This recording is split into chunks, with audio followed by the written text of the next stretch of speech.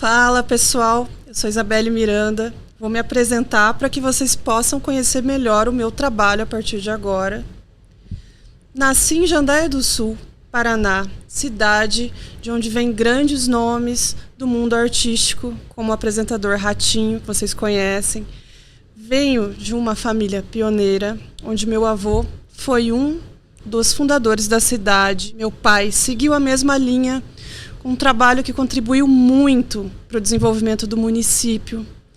Foi fundador e diretor de escolas estaduais e de ensino superior. E jornalista, né? Mais adiante, fundador do jornal Espaço Aberto. Sou jornalista com mais de 20 anos de carreira, sendo muito conhecida pelo meu trabalho no cenário musical. E hoje venho com muita alegria tornar realidade um projeto não só meu, mas que começou há 25 anos atrás, quando meu pai deu início ao jornal Espaço Aberto, um jornal impresso do norte do Paraná, levando informação para o público local. Foi com esse jornal que eu cresci atuando na área da comunicação desde adolescente. Fiz as minhas primeiras entrevistas e sigo por este caminho até hoje, tanto atuando ainda no impresso, como na área de assessoria de imprensa, onde atendo grandes nomes da música nacional e internacional.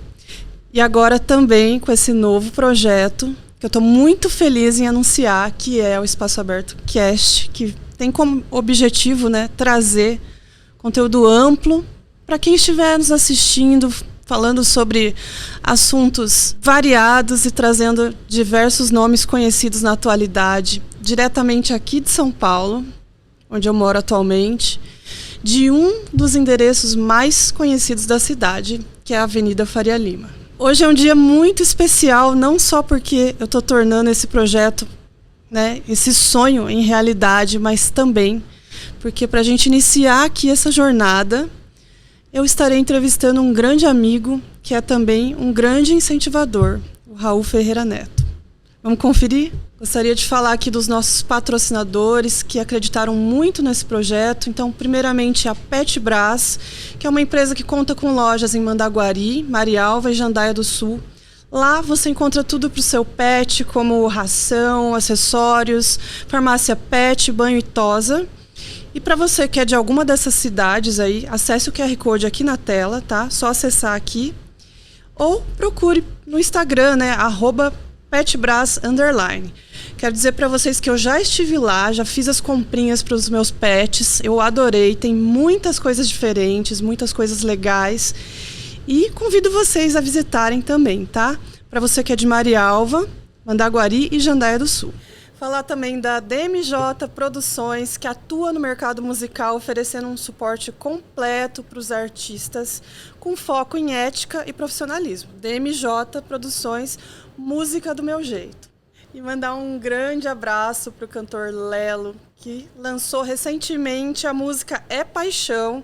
Já passou das 120 mil visualizações. Procurem lá no YouTube que vocês vão encontrar o Lelo. Vão, né, ouvir essa música É Paixão. Deixar um abração para ele, tá? Te convido para vir aqui conversar comigo, tá, Lelo? Tô te esperando.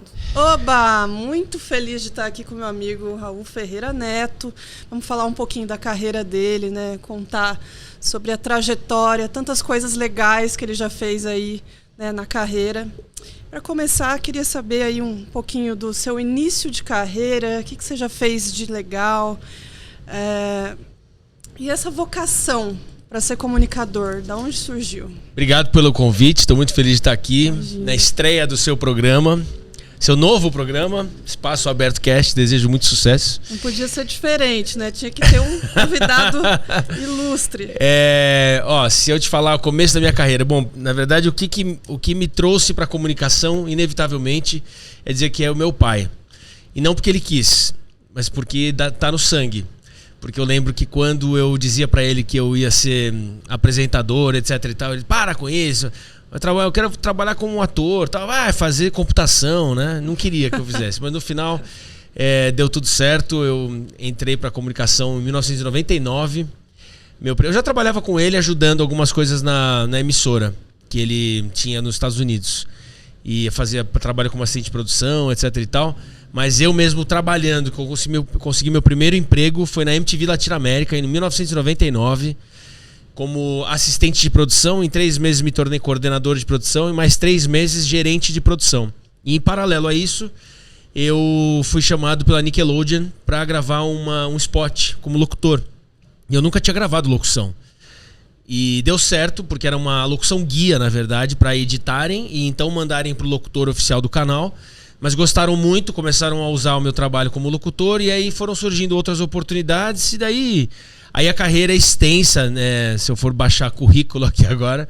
Mas assim eu comecei, com oportunidades como locutor, dublador, como diretor, como ator, como apresentador, uma série de coisas, tudo cheio de dor, né?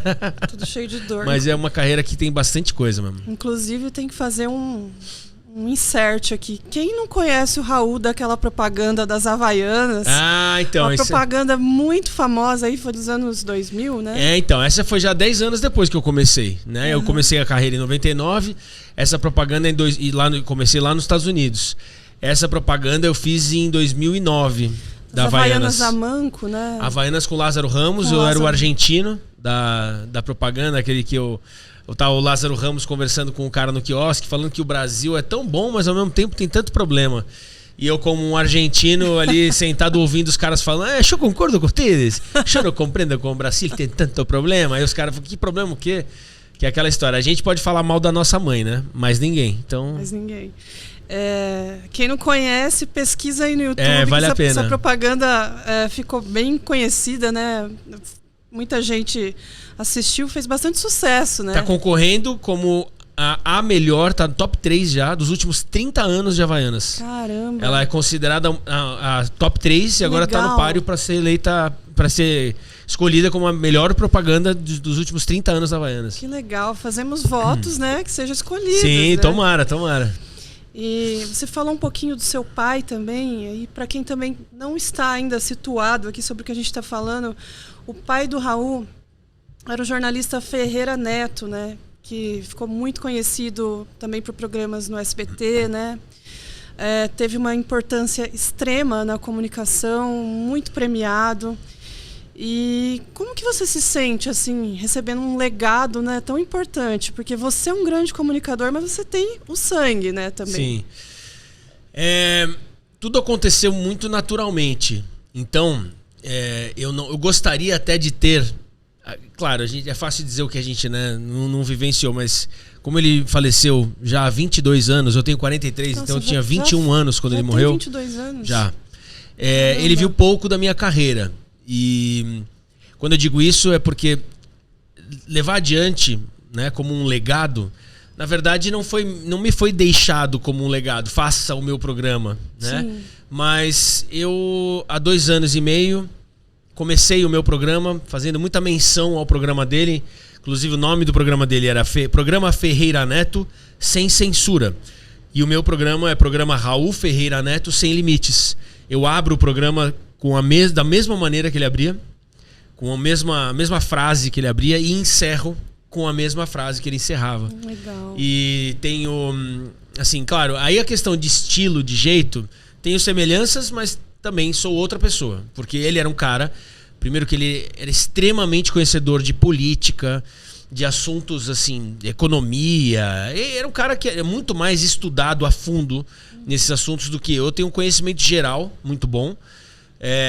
E ele, além de tudo, ele era muito polêmico. Então, vindo numa época logo após a ditadura, em meio à ditadura e ainda passando pela ditadura, finalizando a ditadura, ele se posiciona na televisão como um cara que resolve falar o que tem que ser dito. E na época não tinha isso na televisão. Ele foi pioneiro, um programa de debate, entrevistas da maneira como foi feito.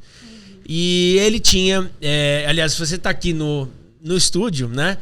E atrás de você tem o telefone que eu uso no meu programa, que é o telefone que ele usava no programa dele, que é com um carinho imenso isso, porque ele descobriu uma brecha de como que ele poderia falar alguma coisa super polêmica, que ele seria processado, caçado, perseguido, se ele tivesse dito aquilo. Então ele atendia o telefone vermelho e falava: alô, Léo, então quer dizer que o Fernando Collor de Mello e o Lula estão jantando juntos exatamente nesse momento que a gente está aqui. E toda essa palhaçada de que eles estão brigando, concorrendo, na verdade eles estão de acordo com a maneira como está sendo conduzida a eleição. É isso mesmo, Léo? Ou seja, não era ele falando. Então era uma sacada muito legal. Sensacional. E assim, eu tenho no meu programa o meu estilo, mas eu não... Dificilmente eu entro eu caço polêmicas para opinar sobre. Uhum. Eu prefiro me colocar um pouco mais... como é que eu vou dizer? Não é em cima do muro, é confundido isso. Eu tenho a minha opinião. Uhum. Por outro lado, eu respeito tanto. Então, você fica inflando opiniões. Assim, se não faz sentido alguma coisa, eu discordo veementemente, de fato discordo, aí eu vou opinar, eu vou falar. Mas se é algo que é simplesmente uma opinião diferente da outra, não entro tanto nessas polêmicas. Então eu tenho um estilo, claro, eu conduzo uma entrevista de uma maneira séria, eu não fico fazendo piadinha, eu não tenho um estilo muito solto, assim, eu faço uma entrevista, eu me envolvo com o convidado, e isso eu acredito que ele fazia também. É muito importante, quando eu estou entrevistando, eu ouço muito o que estão me dizendo. Eu realmente estou ouvindo e lendo a expressão facial de quem eu estou entrevistando, porque eu realmente me envolvo e eu acho que isso leva para um caminho bacana a conversa, onde a gente cria essa conexão que geram outros assuntos, entendeu? Então essa é a minha parte como comunicador, que eu diria que eu trouxe dele como um entrevistador. Joia. E assim, com essas entrevistas que você já fez, você tem assim números muito expressivos já no teu canal, enfim, já fez assim algumas entrevistas que eu considero polêmicas. Vou dar um exemplo aqui, a Josi, da Tanatopraxista, né? Uhum. Teve algum assunto assim que mexeu muito com você, até emocionalmente, ou alguma fala que você levou para você, assim, que te marcou? Tem uma frase que mais me marcou. Eu não sou extremamente religioso, não sei se eu posso dizer que eu sou espiritualizado. Eu respeito as religiões, eu tenho muita fé, mas eu confesso que eu não tenho muito entendimento dos dogmas, dos protocolos e etc.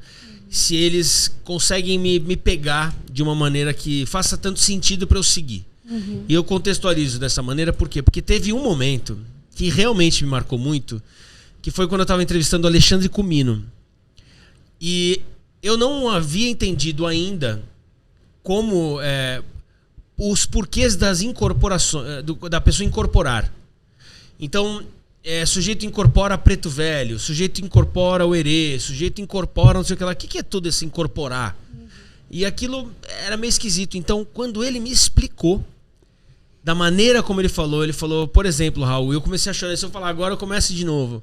Ele me descreveu como um pai de família, como um comunicador, um cara que carrega nas costas muita coisa.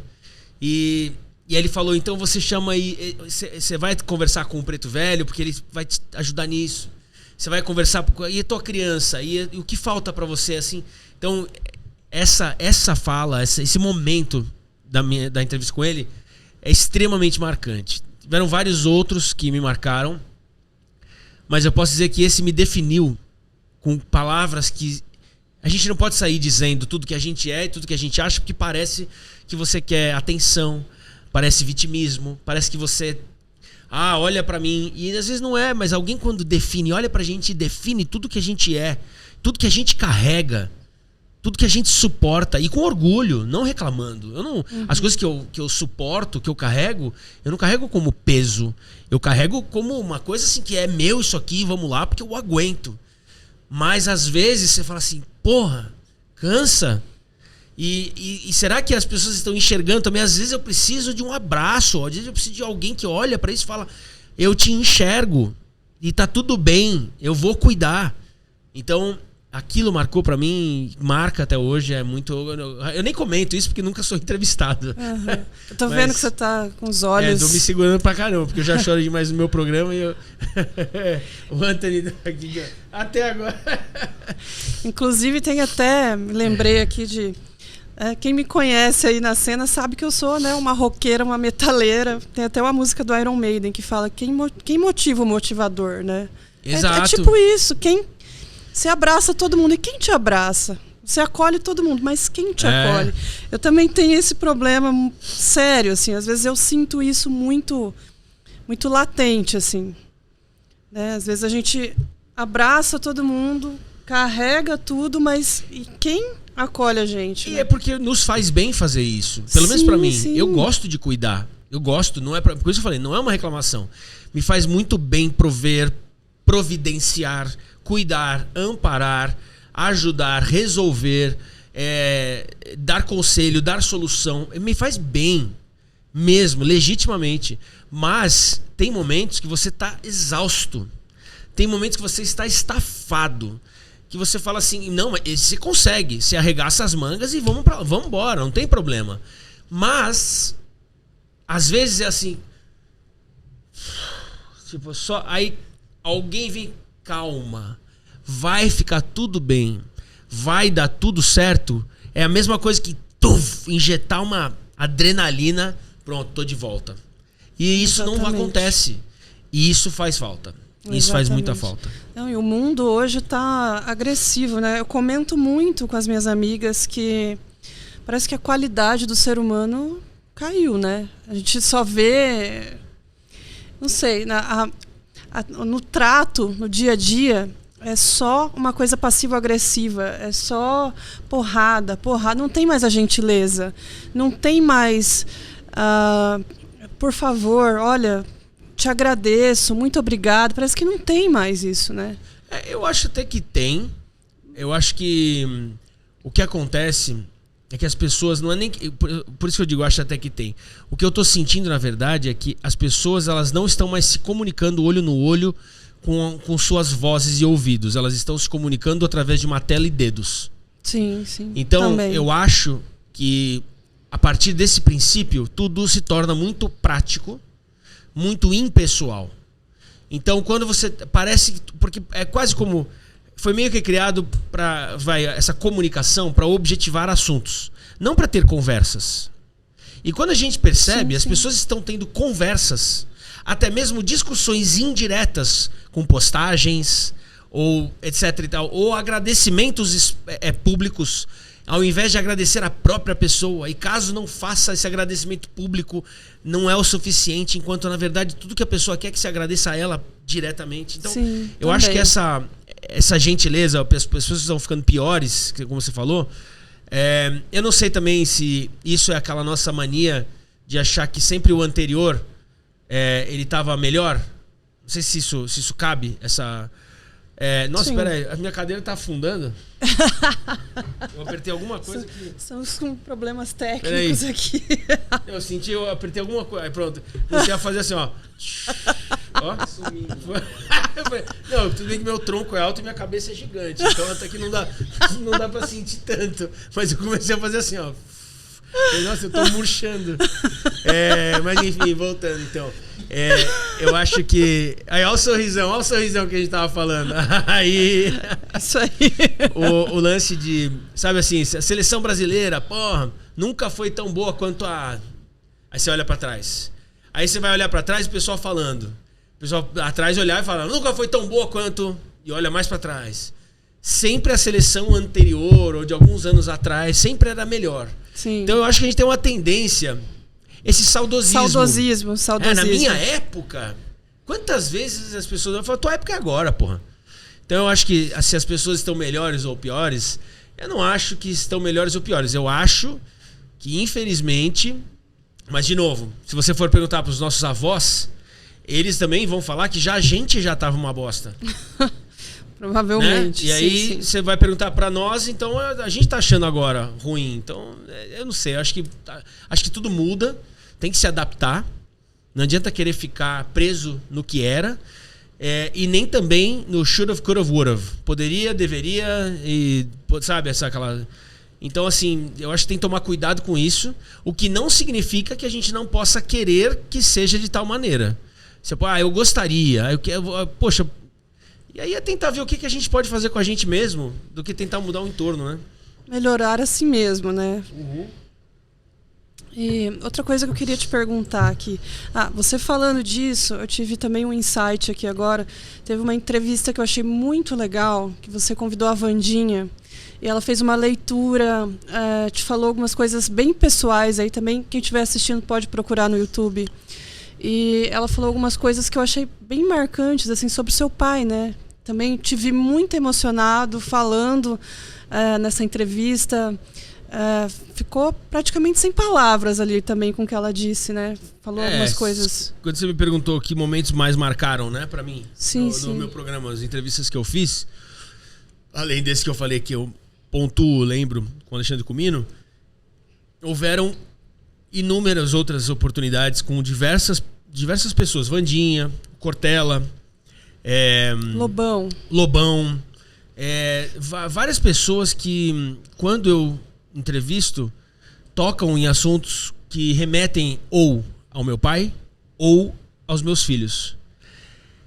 Essas duas coisas eu não consigo. Sempre toca no emocional, né? Demais. Sempre é muito, muito delicado, né? Eu nasci pra ser pai. Eu adoro ser pai. Eu também acho. E então, assim, de repente, por conta dessa alegria que eu tenho por ser pai e amar meus filhos e ter realmente essa ansiedade de cuidar, de ver eles crescerem, de ensinar, etc e tal, eu acho que eu também acabo criando essa suposta relação com o meu pai que eu gostaria que ainda perdurasse. Quando eu digo suposta é porque eu tive essa relação não tão próxima quanto eu gostaria, não por afinidade sempre foi muito próxima. Eu era extremamente próximo dele, mas porque eu sempre fui muito independente, já com os 16 anos morando sozinho, nos Estados Unidos, ele aqui.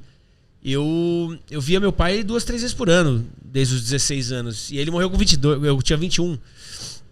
Então, assim, eu tive esses 5 anos ali depois com meu pai. E quando eu tava lá, ele morava lá também ainda. Ele morava, mas viajava muito. Então, claro, houve uma intensidade muito grande com o meu pai durante os momentos que estivemos juntos. Foi incrível. Aprendi muita coisa. Lembro nitidamente de coisas e momentos sensacionais. Tenho essa conexão. Acho que também, por conta dessa distância física, eu acabo me culpando muito quando eu fico distante dos meus filhos. Então, quando você... Voltando à sua colocação, quando eu entrevisto a Wandinha, ou, claro, algum médium, né, alguma vidente, alguma dessas pessoas que falam sobre, de repente, saber o que meu pai sentiria, sente, onde ele tá, o que tá acontecendo com ele, onde é que ele tá agora, se ele tá me vendo, se ele tá conectado comigo. E aí, quando começa a me falar disso, é óbvio, eu me entrego, eu me abro, e é naquela esperança de que, poxa, eu vou acreditar nisso, porque... E é bom chorar, sabe? Tá certo que eu choro quase cada episódio. É surreal. Eu tento... tem hora que eu tenho... Não, daqui não vai dar choro. Mas dá, e né? algo me toca. Ontem, eu entrevistei... Ontem, não sei quando é que vão assistir esse programa, mas no dia 4 de novembro, eu entrevistei o Richard Rasmussen. E eu passei a entrevista inteira a gente dando risada, falando de bicho, tal. Não tem absolutamente nada de família, nem nada. Só que aí no final foi falar da minha cachorrinha, a única cachorrinha que eu tive que sacrificar. Putz. Aí eu falei, não acredito. Aí no final, então eu sou muito emotivo e eu me envolvo com aquilo e quando dependendo do assunto, eu volto naquele momento muito rapidamente. Isso é verdade, eu nunca pensei assim. Eu acho que o que acontece, por que eu me emociono, é porque quando alguém diz alguma coisa que me leva para um momento muito marcante, pessoal, eu né? consigo me conectar naquele momento que eu estava legitimamente. Parece que eu tô lá. Eu enxergo as cores, as pessoas, o posicionamento das coisas, quase como sentir cheiro. E é quando eu... Nossa, é muito louco. Nunca tinha pensado isso assim. Eu acho que eu me conecto tanto com estar ali, que é por isso que é muito mais forte do que eu a emoção. É como... Voltei! Como se revisitasse aquele espaço, aquele tempo, é louco aquela demais. Situação, né? Nunca pensei assim, mas... Sim. Caramba. Faz sentido. Pode ser relativo a até um saudosismo. A minha mulher, ela fala quanto ela... Nossa, você chora? Eu choro em muitos filmes, né? cenas. Não é que eu passo o filme chorando. Cenas, trilhas sonoras e etc. E agora, falando isso aqui pra você, eu acho que eu entendi. Eu tô te falando muito sério, Isa. Eu acho que eu entendi uma coisa que eu nunca parei pra pensar. Me leva exatamente a momentos. Revisita. E eu coloco ali naquele momento e eu desabo, cara. Eu desabo. Eu vendo aquele filme O Guerreiro, que é de luta, não sei se você já assistiu, se quem tá assistindo. Não. É que são dois irmãos que brigam no final. E se eu começar a falar que agora eu vou começar... Chora também. Que os caras pegam... E eu nunca tive esse contato com o meu irmão. E é um momento onde fala, tá tudo bem. Ele desiste de ser esse bicho bruto que não quer aceitar amor. E ele fala, eu tô aqui, eu te amo. Aí o cara bate só... E eu choro toda vez que eu assisto esse filme. Eu posso pôr naquela cena, não precisa me envolver com o filme inteiro. Eu ponho naquela cena, eu desabo. Sabe que essa cena, pelo que você tá me falando, ela inconscientemente te mostra um desejo interior, isso me coloca exatamente num lugar onde eu falo, meu Deus, é quase como eu estive nessa situação. E cadê? Cadê isso? É isso que eu queria. Puta, que louco. Eu compreendo perfeitamente. É bem pesado isso, né? E a gente só começa a entender algumas coisas depois que a gente não tem mais aquilo, né? Tava tudo ali, de repente parece que você só entende quando não... Mas então, isso que você está falando é uma coisa que a gente tem o hábito de fazer. Todo mundo. Se eu soubesse ontem o que eu sei hoje, eu faria diferente. Tipo isso. Né? Primeiro que se aquilo que não foi, como diz o meu grande amigo Paulinho. Por outro lado, é assim. Como é que se resolve essa questão? Antes de amanhã acontecer, pensa bastante no que você pode fazer e tem que fazer. Quem sabe, isso é quase como saber, né? Sim. Antes de amanhã. Essa colocação não significa que resolva os seus caminhos. Mas se você parar para analisar, a gente só sentiu esse reconhecimento porque a gente viveu aquele caminho. Se você ficasse, a gente não ia conseguir. É triste pensar assim. Quando eu falo, poxa, hoje eu entendo melhor porque eu tive que perder determinada coisa, ou eu tive que abrir mão, ou eu tive que... Enfim, né? E aí você fala, mas por que enquanto eu tinha, que foi o que você acabou de falar, eu não valorizava, ou eu não conseguia entender como entendo hoje, consequentemente usufruir melhor? Por que não? E aí a gente fica remoendo esse porquê que não. Mas porque a gente só conseguiu enxergar isso porque a gente saiu dali. Não tô dizendo que a gente deve ficar saindo de tudo quanto é canto para entender. Porque se a gente não saiu é porque também não precisou. Sim, sim. Mas se saiu e então enxergou, só era possível assim. E aí tem coisa que tem volta, tem coisa que não tem volta. Tem coisa que não tem volta. E o que tem volta, a gente não tem que ter medo de voltar. Tem uma frase, eu não lembro de qual que é o escritor, ou foi um presidente, puta, foi uma pessoa importante, tipo Juscelino ou Getúlio, acho que foi, não lembro exatamente, foi algum desses líderes. Fala assim, que eu não tenho compromisso com o erro, sabe? Eu sei voltar atrás. Como é que é? Sabe essa frase, Anthony?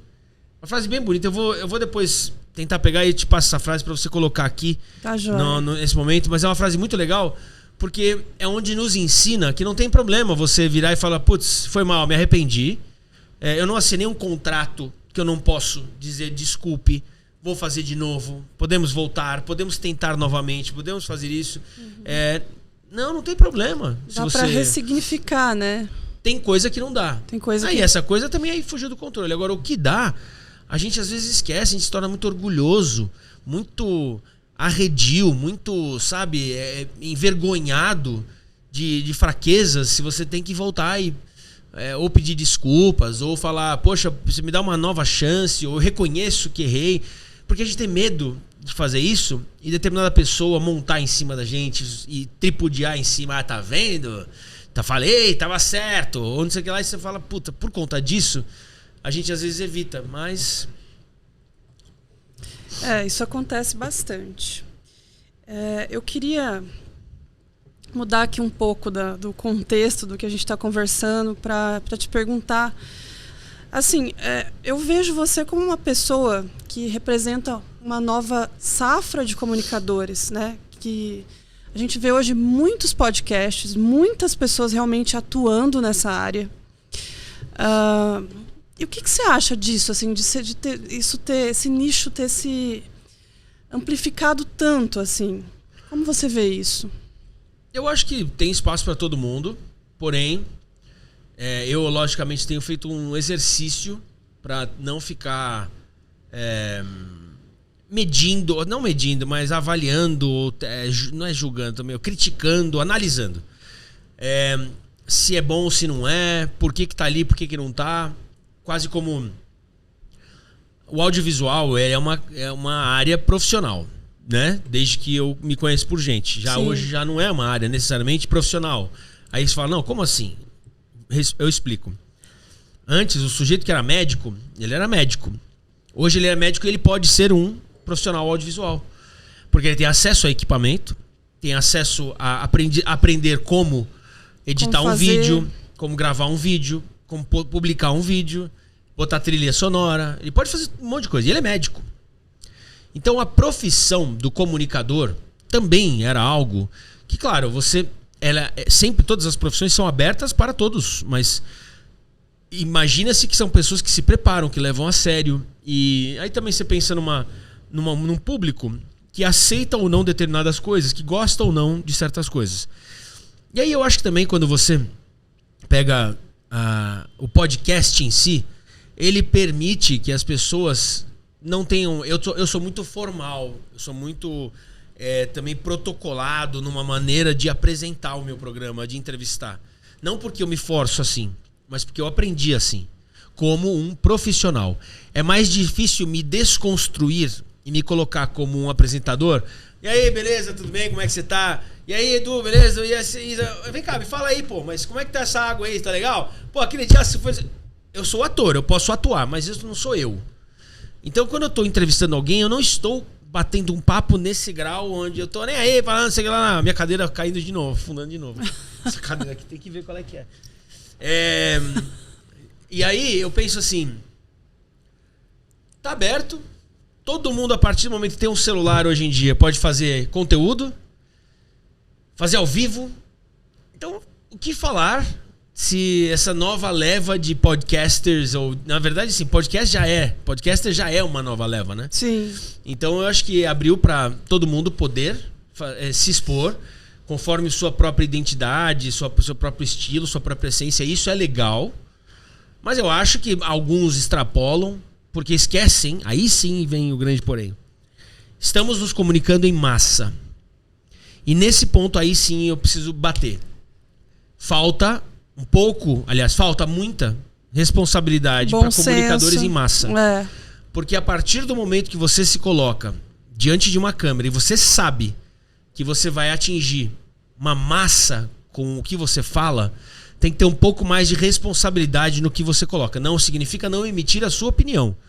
Mas eu acho que a gente precisa ter responsabilidade. E quando a gente fala alguma coisa que não é pertinente, não é correta, a gente precisa estar pronto para virar e falar assim, poxa, eu falei uma besteira, aquilo não tá certo, se retratar. Eu lembro que no episódio com o Lobão até, falando com o Anthony depois, eu falei sobre o que eu tinha ouvido falar dos shows do Lulu Santos.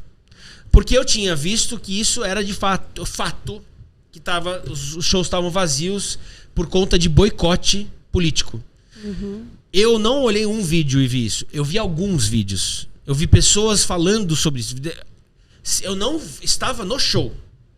Eu não fui verificar o que o Lulu Santos de repente falou. Eu vi. Então, eu não posso afirmar com toda certeza que isso que eu falei é real, que estavam fazendo isso. Mas o Anthony, por exemplo, logo depois falou assim, cara, isso aí, toma cuidado, porque você pode estar propagando fake news. Aquilo não se tratou de eu concordar ou não com ele, mas sim sobre, puta, é verdade. Eu tenho uma responsabilidade. Eu posso estar passando adiante uma informação que pode ser verdade, pode não. Mas se ela tem esse risco, Então eu tenho que tomar um pouquinho mais de cuidado se eu quiser levantar essa bola, principalmente com assuntos que não são simplesmente, olha, estão falando que essa cor aqui é a nova laranja. Aí fala, não, mas não é. Não, mas laranja, me falaram, fake news de X. Agora, um outro fake news daqueles, que pode ser fake news, pode não ser, tem um impacto maior. Então eu, como comunicador em massa, eu tenho que ter essa consciência e que se naquele momento eu fiz de tal maneira que eu tenha aprendido e que eu pense como fazer dali pra frente e que eu, em uma oportunidade, possa deixar aquilo claro, retratar, mudar, ou depois procura tomar todos os cuidados. Eu acho que essa responsabilidade do comunicador tem que ter, assim como a maneira como você também vai respeitar o teu convidado. Tem pessoas que buscam a todo momento, mas isso também, sensacionalismo e tabloide sempre existiram. As pessoas que vivem de falar mal do outro e inventar uma manchete só para vender revista. Então eu acho que isso também não é de agora, mas fazem muito isso agora, buscando os tais cortes com a qualquer custo, entendeu? E, inclusive, falar sobre essa responsabilidade enquanto comunicador, ela é muito necessária, né? Porque tem falas que podem te gerar um gatilho, ou pode... Não é só a questão fake news, né? Pode ir além, né? Pode gerar um gatilho, pode causar um problema, você pode ficar incentivado a fazer alguma coisa não tão legal, ou a repassar uma fake news, enfim, todas essas coisas, né? E isso aí que você falou me lembra a entrevista com a Wandinha. Não sei se você lembra nesse momento. E aí também é do trabalho do comunicador, acredito eu, tomar esse cuidado, mesmo quando você está com um entrevistado à sua frente, que é seu convidado. Eu acho que é importante também ter esse tato. Por exemplo, eu lembro que naquele momento ela falou sobre um caso de suicídio. Sim, eu me lembro. E que ela disse que aquilo foi bom pro cara. Ele encontrou paz. Ou ele estava...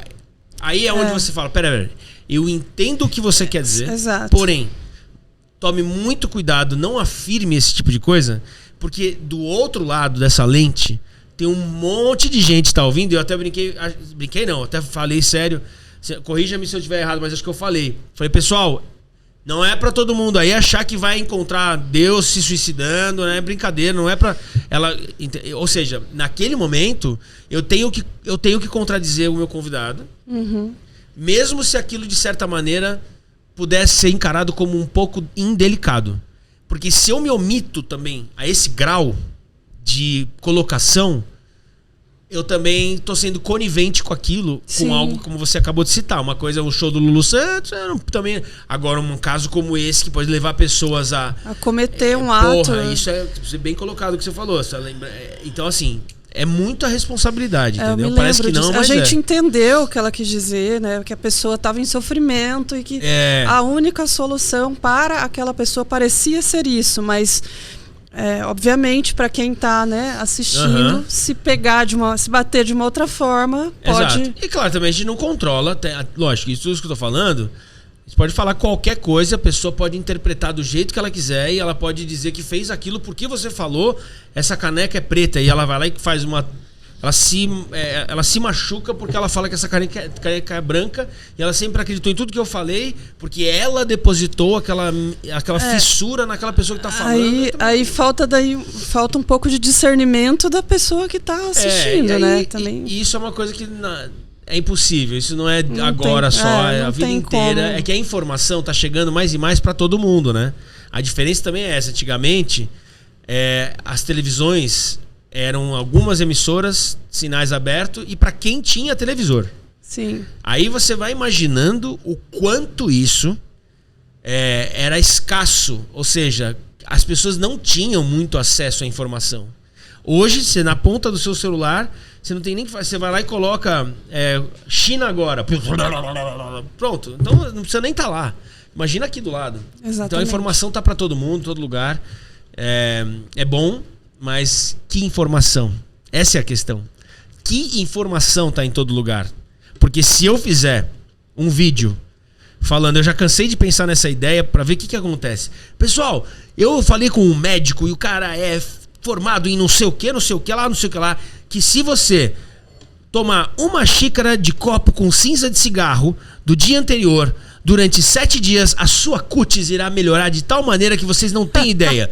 Pingue 3 gotinhas de limão para que o gosto... Cara, eu tenho certeza... Vão ter pessoas que fazendo. Se eu fizer isso e eu postar esse vídeo, alguém... Se eu passar com credibilidade como não sendo piada, se eu falar aquilo sério, falar nomes que sejam nomes fictícios de médicos ou estudiosos da era medieval e eu colocar que foi achado um livro de receita e não sei o que lá, cara, você consegue inventar o que for. Vão ter que você pessoas. possa, vai ter gente que vai seguir, entendeu? Isso é fato. Nossa, eu vejo isso muito em cortes. No TikTok. Nossa, eu vejo, né, com a pessoa, mas é com outra voz, assim, é a voz da pessoa, mas com uma fala que ela não disse e as pessoas falando e concordando. E eu acho isso incrível. Até me lembra de uma vez que eu fui dar uma entrevista sobre fake news. E aí eu fiz uma pesquisa e tal. Mas como que a gente faz para combater isso e tal? Bom, eu como jornalista, né, eu pesquiso várias vezes. Eu vejo um assunto lá, eu jogo no... né, pesquiso várias vezes para ver quantas respostas eu vou ter sobre aquele assunto. Daí eu faço um filtro pessoal. Olha, esse site aqui é um site... confiável, um site grande de uma emissora X tá falando isso aqui, será que eu posso levar em consideração? Eu vou fazendo uma pesquisa, vou vendo quantos sites vão me dando aquela informação e até de repente aquele site lá que desmascara fake news, né? Então eu geralmente tenho um site lá, eu não me lembro agora, depois vocês podem procurar, mas tem um que você joga lá e aparece se é verdadeiro ou falso. Isso ajuda muito, né? Porque daí, de cara, você já vê que aquilo não procede. Sim. Né? E é importante, né? Ter uns lugares assim onde alguém faz esse filtro e homologa aqueles sites. Porque também é isso, a gente fica no escuro. Quem não... tem gente que só repassa. Mas por isso que as pessoas seguem pessoas, sabe? Eu acho que aí é onde não pode banalizar. Por que você segue determinado, ou é inscrito em determinado canal, ou segue a pessoa no Instagram? Porque você entende que aquela pessoa... Não é só naquele um vídeo... O que aquela pessoa fala faz sentido, você se identifica, tem procedência. Aí, legal, vou seguir. É que vira uma mídia social de relacionamento, seguir porque gosto, porque acho bacana, porque acho interessante seguir, para que o outro veja seguindo, para não sei, enfim, tem uma série de coisas, né? Então, a informação ela vai sendo, ali vai se tornando uma fonte de informação, quando na verdade, jornalista, como você disse, vai pesquisar na internet, mas isso aí que você está falando não é a massa. Não é a massa, né? Mas eu sempre dou essa dica, né, gente? Vai repassar uma informação, pesquisa primeiro. Mas ninguém faz isso. Mas não custa, né? Agora você tem que falar que tem que fazer. Eu preciso dizer que é importante fazer isso, mas... Sim, você está certo. Vai passar uma informação, dá uma olhada. Será que é? Será que não é? Você acha que as coisas viralizariam se fosse assim? Eu acho que não, né? Se tivesse um botão antes de compartilhar, ó que louco, hein? Você imagina se as mídias sociais, a partir de agora, você vai lá no aviãozinho para compartilhar e você é direcionado para um lugar onde tem as fontes e você tem que clicar que leu tais fontes e de repente assinar um termo, aí você pode compartilhar. Seria interessantíssimo. Olha que coisa, hein? Não, porque aí você, de fato... Aí sim, né? Primeiro que você assina... Então você sabe que tudo bem, tem 1 milhão de compartilhamentos ali. Agora, você é um desses aí que compartilharam. Se aquilo é uma cagada, então você fez parte dessa cagada. Opção para não você tinha, né? Exatamente. Aí fica um questionamento. Interessante. Eu queria perguntar aqui para você, já que a gente está falando disso, né, de responsabilidade dentro da comunicação e as fake news, como que você vê o futuro assim da comunicação? Uma vez que agora a gente tem esse leque tão amplo de comunicadores, como você disse, um médico pode ser um comunicador também. Como você vê que você acha que vai acontecer com a comunicação de agora em diante? Assim? Não sei te dizer o que vai acontecer, porque se eu olhar para trás e pensar o que aconteceu, eu posso fazer um educated guess. Como é que fala? Como é que fala educated guess? É quando você faz uma... Adivinhar. Não. Quando você faz o... Como é que fala aí? Traduzir literalmente? Não. Educated guess é quando você faz uma Uma análise? Eu imagino por conta de probabilidade. Ah, tá. Quase que isso. De acordo com a probabilidade, eu vou chutar que o avanço é tal. É isso que eu queria dizer. Mas enfim, voltando. Então, quando eu olho para trás sobre a comunicação, então, meios tecnológicos e vias, etc. Hoje a gente tem a internet. Esse avanço... Não. Olha lá, o cara... Desculpa. Eu tô no hábito. Esse avanço de internet, eu não sei, o próximo que veio é a inteligência artificial. Com a inteligência artificial, eu acho que ainda tem muita evolução, igual teve com a internet, antes de a gente poder pensar qual é o próximo. Então, quando surgiu a internet... Discada. Quem pegou essa daí? Eu tinha, hein? Eu tinha lá quando em Jandaia do Sul. Então, quando surgiu a internet era isso. E hoje, cara, liga, né? Era um puta tempo pra acessar, pra começar. Primeiro que pra ligar o computador era 30 minutos. Pra ver a velocidade que tava rolando ali. Era um negócio absurdo. E hoje o que a gente tem, né? Sem fio... No meio da rua, no meio do mato. Qualquer lugar, num buraco. Num buraco, entendeu? Então, aí veio... mas evoluiu isso em... Você tá falando de 90, né? Você é da época do ICQ? Você tinha o ICQ? Da florzinha, né? Eu tinha. Aquele barulhinho. Então. Sou de 81, então tem... Aí você pega o Edu, então, nossa senhora, isso aí dá... Alô? Beleza, a internet dele é isso aqui. Eu tô falando aqui do nosso diretor, aqui do nosso produtor também. Que é um senhor... Do nosso mezanino, do nosso fã número 1. Nosso fã. E aí, você pensa então, nessa evolução, foi o quê? Chuta 90, pronto. Então você fala de 34 anos. Inteligência artificial já existe há alguns anos. Sim. Não sei te dizer há quantos. Mas eu acho que ainda tem uns 15, 20 anos aí pela frente de evolução de inteligência artificial. Para de repente, sei lá, teletransporte. Você quer se comunicar com a Isa, você tá em casa, eu clico um botão, a Isa aparece aqui e ela vai trocar ideia comigo e ela é uma comunicadora em massa, todo mundo, eu não sei, não pode.